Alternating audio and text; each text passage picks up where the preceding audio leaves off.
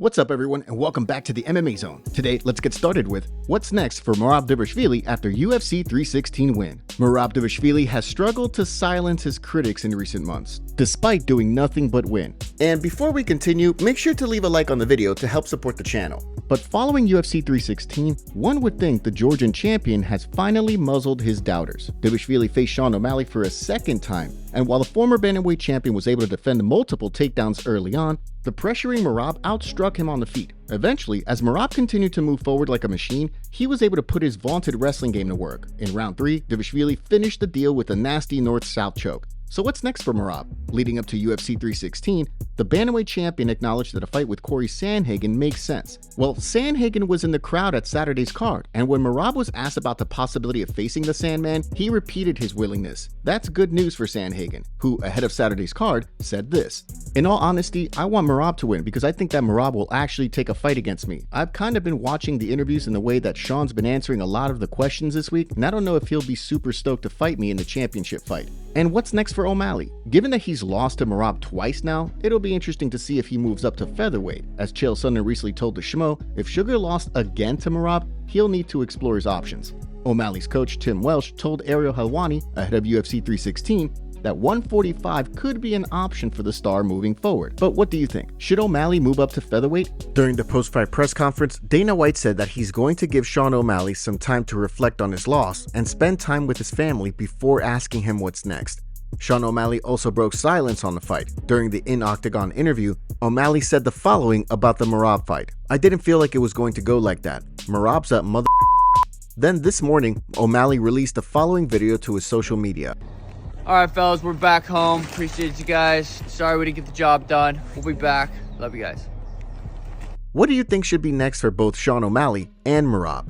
Jon Jones reacted to Merab's win at UFC 316 this morning by writing, "Welcome and congratulations, Merab." And Merab was quick to react to Jon Jones' post. Jon Jones reacts to Dana White's UFC 316 post-fight interview. Last night, Dana White addressed the media about the entire Jon Jones versus Tom Aspinall situation. First, Dana White reacted to Jon Jones, claiming he's ready to vacate the belt. John's been tweeting a lot about the fact that he's told you his plans, he's ready to vacate the belt, and all the rest of it. He said he's ready to vacate the belt? He said he doesn't care if you strip it, but he would vacate it. Crazy. Yeah, I've been busy. I haven't been keeping up with the gossip. Listen, if the guy wants to retire and doesn't want to fight, nothing you do. I didn't want Habib to retire. I thought DC should have stayed in it longer. So it's none of my business. I'll do what I can to make the fight if we can. If he's talking that crazy, I didn't realize that. Then Dana White reacted to the viral Jon Jones petition that has 188,000 signatures at the moment. Dana had this to say. And to go back to the thing on Jon Jones, did you see the petition online from the fans? Yeah. What did you just make of that? Every human on earth was DMing it to me, and yeah, I saw it. I mean, I know you say you always listen to the fans and give the fans what they want. I'm just curious what you make of that. How many fans are there worldwide now? Like, what's the number? It's like 400 million or something like that. Yeah, 130,000 people want to see him stripped. Sure. Yeah. It's not enough. I'm not saying that. It's kind of silly. Did you sign the petition? No, I did not. Jon Jones reacted this morning with the following tweet referring to the petition: 200,000 over 8 million. What are your thoughts on the situation? Let us know in the comments below. Alex Pereira reacts to Magomed Ankalaev comments. Last night, Alex Pereira was in attendance for UFC 316, and leading up to the main card, he had an entire interview with the UFC. During the interview, he reacted to all the recent trash talk from Magomed by saying, "He's promoting himself by saying my name. No one knows he's the champion, so when he says my name, he appears a little. But I'm not responding to his provocations, because I know it's just for promotion. I'll respond when the time is right." As for their rematch, Alex Pereira does not plan on changing anything but tweaking technique from the first fight. "It's not like I have to retrain and change my game. No, it's the same thing, just correcting some techniques." And lastly, for his UFC return, Alex Pereira said the following: "Nothing is confirmed yet, but we spoke with the manager and he mentioned it could be sometime in September, October, or November. I'm ready to go anytime during that time frame." Who do you think will win in the rematch? Let us know in the comments below. What's next for Kayla Harrison after UFC 316 win? For years, many pundits and hardcore MMA fans believed that Kayla Harrison would hold a UFC championship if she ever signed with the promotion. In her third UFC fight, she made that a reality. The former judo Olympic gold medalist and PFL lightweight champ really had few difficulties in defeating Juliana Pena at UFC 316. As many predicted would be the case, Harrison was able to take Pena down. In round 2, Harrison swept Pena to the mat again and secured a fight-ending Kimura. So what's next for the ridiculously decorated fighter? Immediately after the bout, Harrison acknowledged that she had massive trouble making 135 pounds for this fight. But then she proceeded to call out the legendary former champ Amanda Nunes, who was in the crowd. Nunes proceeded to enter the octagon, and she confirmed to Joe Rogan that she's ending her retirement. Not only that, Nunes says that she's down to fight Harrison, so all signs point to this massive fight actually happening in the near future. And really, Nunes' comments shouldn't come as a surprise. As ahead of UFC 316, the former bantamweight and featherweight champion said this: "I'm ready to stay here. I'm going to take the belt back. I'm going to defend as long as possible. As long as my body can handle, I'm going to be here. I love this. I'm so excited to see my name all over. That's what I'm here for. To come back, I'm ready for tomorrow. I'm ready to fight. Let's go." Let's go indeed.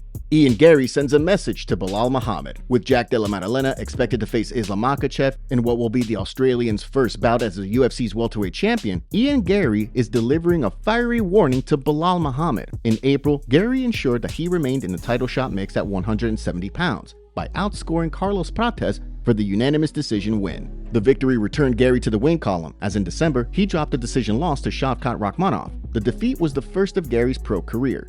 Well, Garry has repeatedly made it clear that he wants and expects to win the UFC's welterweight title.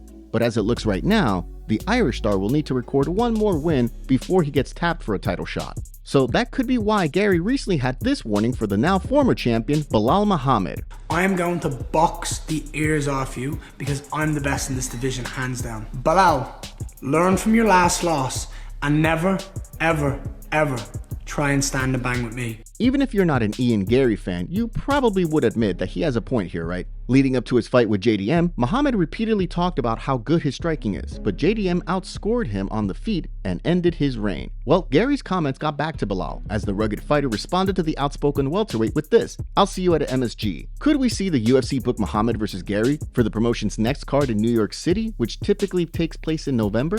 And if so, do you think Magomed will look to put his wrestling and grappling to work a lot more quickly than he did in his fight with JDM? The other question here is, if Garry fights Magomed and beats him, will that push him ahead of Rakhmonov in the title shot race? Even though Shavkat beat Garry, seems kind of unlikely if Shavkat is healthy and ready to fight. What's next for Patchy Mix after UFC 316 loss? Patchy Mix arrived in the UFC accompanied by a considerable amount of understandable buzz. But the former Bellator bantamweight champion failed to deliver on that hype against Mario Bautista. Mix, who was flat-footed from the opening bell and showcased next to no head movement, was repeatedly outstruck by Bautista in striking exchanges. Not only that, Mix rarely turned to his wrestling or clinch game, so following the 3 rounds of action, there was little doubt that Bautista would receive the decision win. So what's next for Mix now that he's dropped his octagon debut? That's a good question. Given that Bautista is currently ranked number 10 in the UFC's bantamweight division, Mix will almost certainly not face a top 10 ranked contender next. Because he is a former Bellator champion, he'll likely face a bantamweight in the number 11 to 15 range. After all, Dana White loves to talk about how it's a whole different ballgame in the UFC while discussing champions from other organizations. But you never know. The UFC might decide to book him against a rising fighter or gatekeeper next, instead of another contender, especially if no one's available. But what do you think? And do you think Mix is in a must-win situation already? Diego Lopes calls out Yair Rodriguez. At the time this video is being produced, it's still not known what fight will headline the UFC's next Noche card. But Diego Lopes is proposing a bout that could certainly fit the bill, namely a scrap with Mexico's Yair Rodriguez. Recently, the UFC confirmed that its next Noche event will not be a pay-per-view card as planned. In addition, the promotion confirmed that the card will take place in San Antonio and not in Guadalajara, since the new arena in the Mexican city will not be ready by September 13th. Well, recently, Lopes spoke with Real MMA Today, and while talking about the UFC Noche card, the Mexico-based fighter called for a scrap with Rodriguez. If we're talking about matching up fights, since the UFC Mexico event changed from a pay-per-view to a fight night in San Antonio, I'm available for that date to face Yair Rodriguez. I think it's a fight many want to see, but we'll have to see if he'll accept and what happens from there. On paper, there's a lot to like with this matchup, and it's also about that aligns with the UFC Noche theme. But will it happen? When the card was expected to be a pay-per-view card, there were rumors that the UFC was looking at Volkanovski versus Rodriguez 2 for this event, but those rumors didn't exactly go over too well with fans. All that aside, it also looks like Lopes recently heard news and/or rumors that had him puzzled about his fight status. Via social media, the contender said this: "Fight confirmed? Injury? What have I missed? Can someone tell me? Because I've seen a lot of people say that I had a fight and I'm going to leave due to injury." Apparently, the reporters already know more than the fighter himself. Given that UFC Noche isn't that far off, you'd think that we'll hear soon on what the card's headliner will be.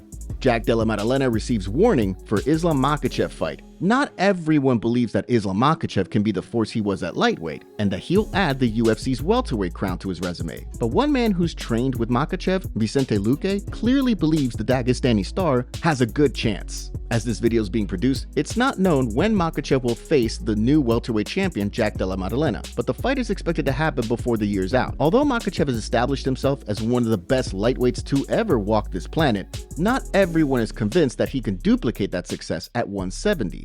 After all, Makhachev will be facing a lot bigger and stronger competition at welterweight. But while talking with MMA Fighting recently, Luque reported he's trained with Makhachev. Due to that experience, the welterweight contender has no doubt that Makhachev is going to be a serious problem at 170, especially on the ground.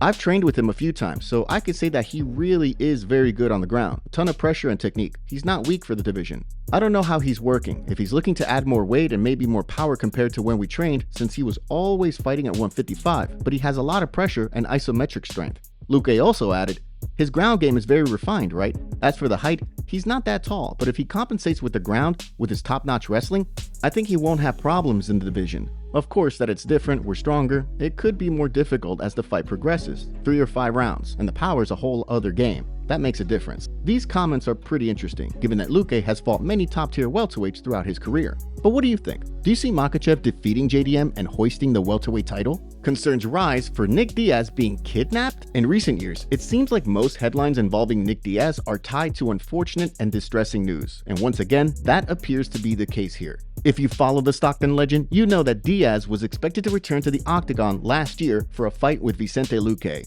Diaz withdrew from the first scheduled fight in August due to reported visa issues. The fight was rebooked for December, but once again, Diaz withdrew. That withdrawal came not long after a bizarre and disturbing video made the rounds of someone who looked like Diaz lighting a fire on the street. Well, fast forward to today, and Diaz's girlfriend is claiming that the 41-year-old was kidnapped and taken to a rehab facility in Mexico. She's also claiming that Nate Diaz and the UFC are paying for his rehab and that his cousin is overseeing the process. Here was some of what Diaz's girlfriend alleged. Nick has been forcibly taken by his cousin and transported across the border into Mexico, where he is confined in a rehabilitation facility against his will. He was during this process and has made numerous attempts to escape, but the authorities consistently return him to the facility. Nick does not wish to remain at the facility. He desires to return home to California and attend a rehabilitation program there.